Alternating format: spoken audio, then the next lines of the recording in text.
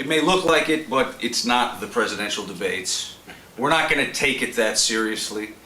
I'm not going to time these guys. I'm not going to ring a bell when it's time for them to get off. But I'm going to give them a platform to talk about the business they've loved and really helped create as far as spawning the popularity that's carried pro wrestling through the boom periods in the 60s, 70s, 80s, and yes, even today.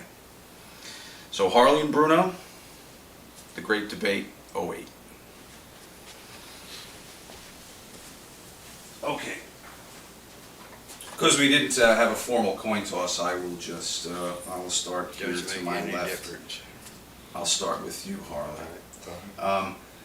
And then Bruno, you can respond to the same question. Harley, I'd like to ask you, what are the qualities of a great pro wrestler? Well, first off, the ability to be that guy, in shape enough, both physically and mentally, to be that person.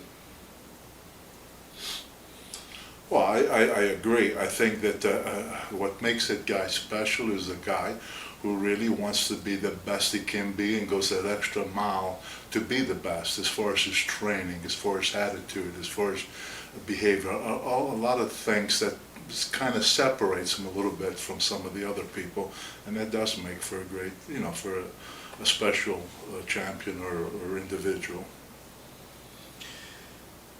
We'll start this time with Bruno. Do you need to have an amateur wrestling background to be a great pro wrestler, or can you make it by coming up through the school of hard knocks?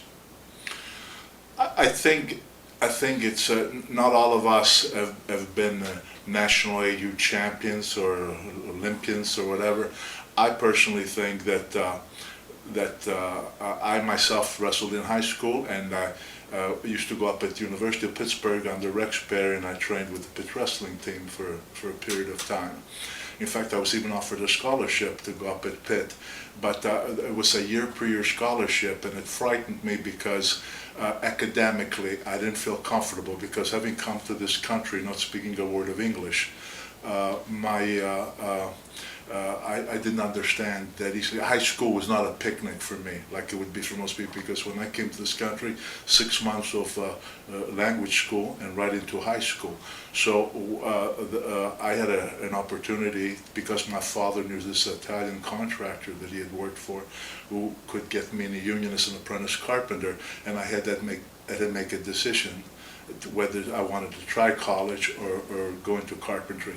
And frankly, I was frightened of academically, because I used to hear some of those guys, wrestlers, before we got started, and they talk about being up till 4 o'clock in the morning about this stuff. It just scared me to death. And I went into construction, and I worked as an apprentice. But I have always wished I could have had more of it, could have been better at it. But I feel that it helped me when I first broke into the business. I absolutely felt. Now, do I think that if you don't have any kind of a background that you could make it? There are guys who have natural talents, who have certainly made their mark in this business and made a very good mark for themselves. And to the best of my knowledge, some of them had no amateur background at all. Harley, same question. Pretty much, Bruno just pretty much described me. I wrestled for about 6 months, because we didn't have, back where I was from, and the population, you're lucky if you had a football team or a baseball team, let alone a wrestler. But I started in this business at 15 years old, wrestling all comers on a carnival. So I kind of graduated from the school of hard knocks. Okay, Harley. There are many great wrestlers that have never become champions, so I'd like to know what are the qualities that are needed for a great pro wrestler to be a great pro wrestling champion? Well, first, you gotta, and I'm sure Bruno agree with this, have the knowledge of what you're doing, and then you can take someone into that ring. And I did it for a lot of years, wrestle for straight through an hour time limit with anyone they put you in there with. Ask me the question again. what are the qualities that are needed for a great pro wrestler to be also a great champion? Yeah. Well, it's a tough one for me. I think, again, to be a great champion, sometimes it's not even all of your abilities. I have seen people in this business who are terrific, don't misunderstand, but yet there was something about them, which I'm not sure I always understood it, that appealed so much to the public. I'll be really honest with you, I never understood, even for myself.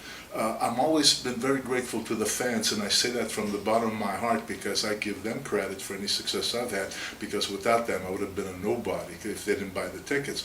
What was it that they liked about me that I had pretty good success through for 25 years?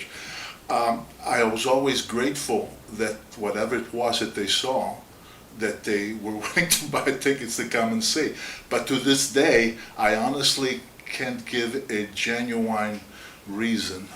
What did they see? I can say this: they saw this in the early years when I first came in. When I was 275 pounds, I used to do feats of strength, and I probably was pretty impressive. And I imagine that helped me out in the beginning.